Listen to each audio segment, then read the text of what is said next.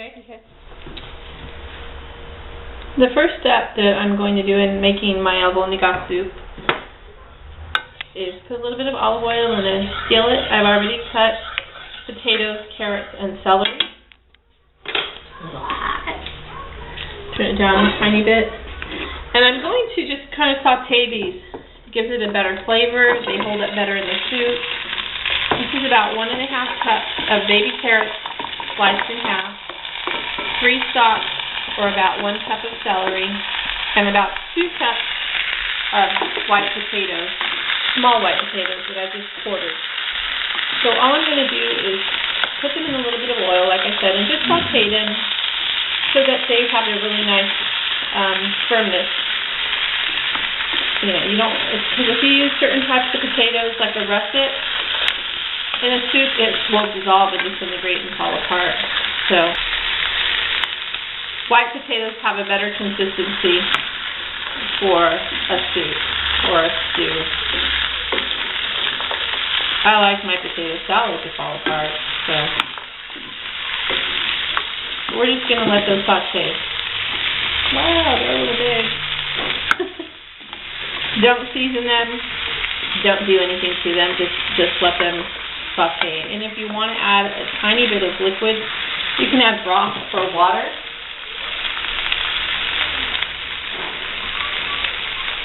Just a tiny bit. And throw a lid on it while you make your meatballs. That's over a lower flame, not very high at all. Okay, so we're going to make our meatballs. These have been sauteing over a very low heat for about 10 minutes. And I'm going to go ahead and remove them into another bowl so that I can put my meatballs in the pan.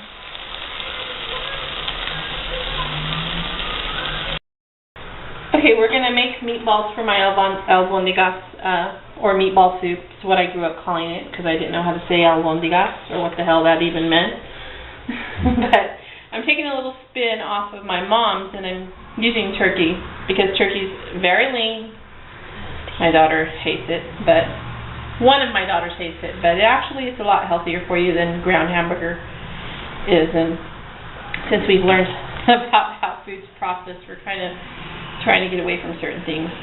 So I have about 1.5 pounds of very lean turkey meat, and because it's so lean, I'm going to introduce a little bit of olive oil to it, about a tablespoon or so, just to give it a little bit of fat that it's going to need to cook in the pan and not fall apart. I'm going to add a 1/2 cup of breadcrumbs, and you don't have to add breadcrumbs if you're really trying to watch your diet, because these do have a little bit of fat in them. Or if you want to make your own breadcrumbs, use whole wheat breadcrumbs, that's fine too. And I have about 1/2 cup, I actually would say that's almost a cup of chopped onion. It was 1/4 of a large white onion that I chopped. I'm going to add that all to my turkey meat, and about 3 cloves of minced garlic. And then I'm going to add about 1/3 of a cup of rice, uncooked white rice, to that also. And now let's add 1/4 teaspoon of black pepper. I think I'm going to add a little bit more, another 1/4, so let's make that a 1/2. We have cumin, which I'm going to add about 1/4 teaspoon of that. It's a very strong, overpowering spice that I don't care for too much, but it does add just the right amount when you add just the right amount. And about 2 teaspoons of salt, kosher or sea salt, and some parsley. If you have fresh parsley, use fresh parsley. If you don't, use about a teaspoon of dried parsley. And the trick to dried herbs is to rub them in your fingers to release some of that oil and scent.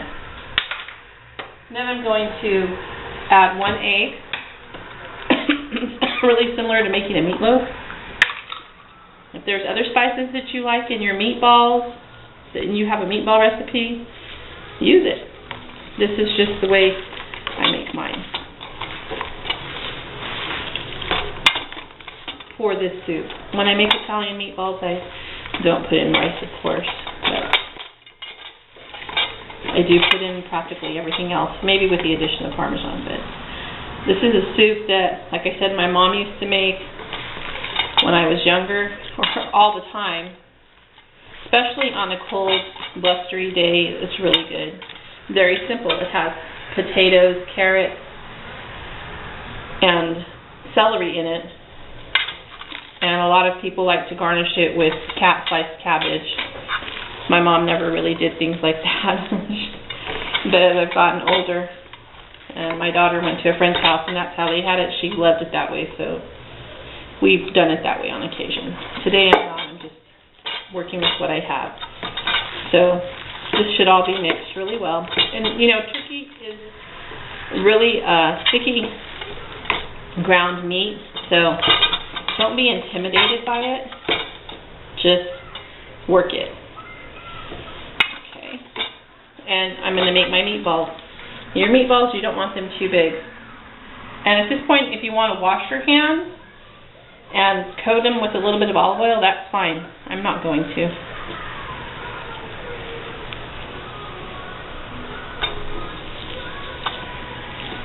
So they're about, I would say, 1.5 inches in circumference. My thumb's about 1 inch, so I would say 1.5 inches in circumference is a good size. I'm going to make all of those. I'm going to brown them in a pan, and we'll show you that when we get back. I've added a teaspoon of olive oil to the pan so that my meatballs don't stick. And I have about 18 meatballs, actually, so that's a pretty good amount.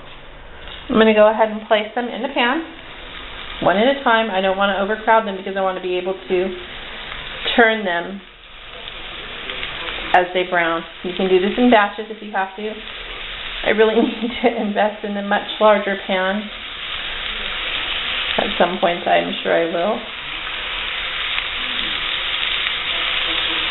Using turkey meat came about out of getting involved in some clean eating. You know, I like the concept of clean eating a lot. I just can't stick with it. You're going to brown these meatballs on all sides.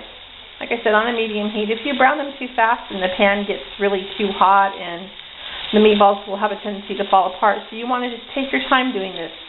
After you brown them all, you're going to just braise them in a broth. It can be chicken broth, it can be vegetable broth like I'm going to use today, or beef broth, whatever you prefer.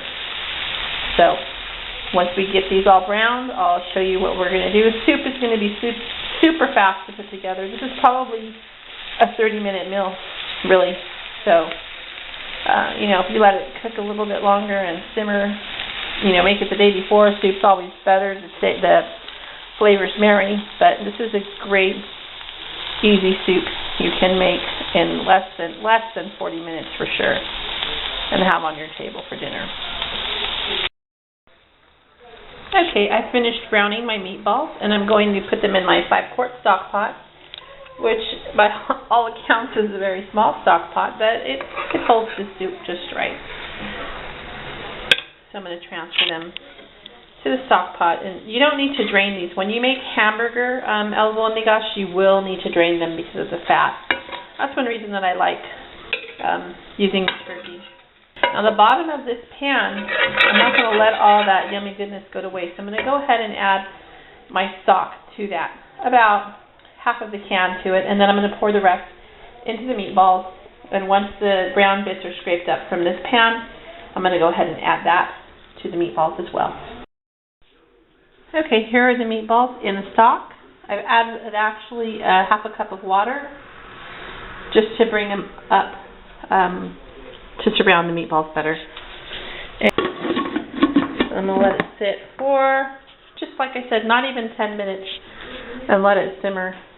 I'll go ahead and raise my flame up just a tiny bit to medium-high heat to get it warmed through. And then we're going to add our vegetables and a tomato sauce. Okay, that simmered for about, the meatballs have simmered in the stock for about not even 5 or 6 minutes. I'm going to go ahead and introduce my vegetables now to the pot. As you can see, it's going to fill up right away. It's like 3/4 of the way full. Or 5 to 6 cups of stock. And stir it around. Make sure you have, a good ratio of liquid. I could probably go even a little bit further with my liquid, and I probably will, because I don't like to run out of broth.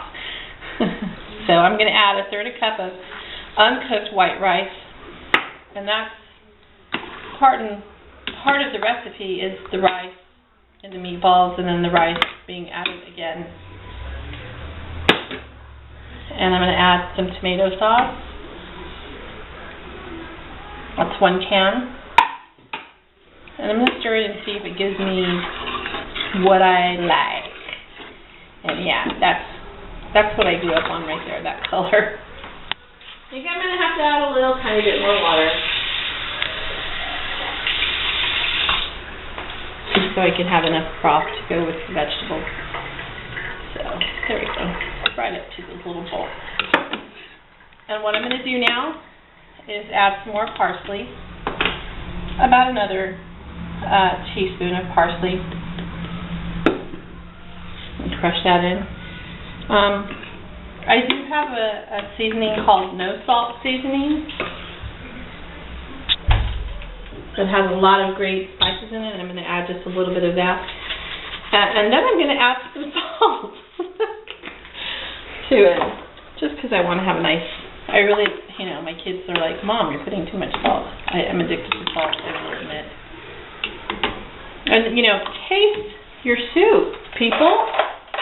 When you make something, if you're not tasting it, you're running the risk of not having good food. Don't tape me. The tomato is there, the vegetable base is there. Now I just need to bump it up with a little tiny bit of salt. Went ahead and added 2 teaspoons of salt, and I'm going to let this simmer till the vegetables are cooked through all the way, and I'm going to turn my heat up to about a medium-high, get it to a boil, and then turn it back down and simmer it for about 15 minutes. So I'm thinking this probably took me about 40 to 45 minutes tops to do. But if you have your vegetables and everything pre-cut, or you make your meatballs ahead of time, you can just throw this together really quick. So I am going to put a lid on it. And we'll come and show you the finished product. Here's the soup. You add a little bit of lemon. And at this point, if you had shredded cabbage, you'd put a little bit of that on top. I like tapatio. Tapatio hot sauce. My dad used to put Tabasco. If you have that, you can. Just give it a little kick. Season it to your taste. And when I say season it to your taste, you add your salt, pepper, whatever you need extra at this point. And there's your albóndigas. Yummy.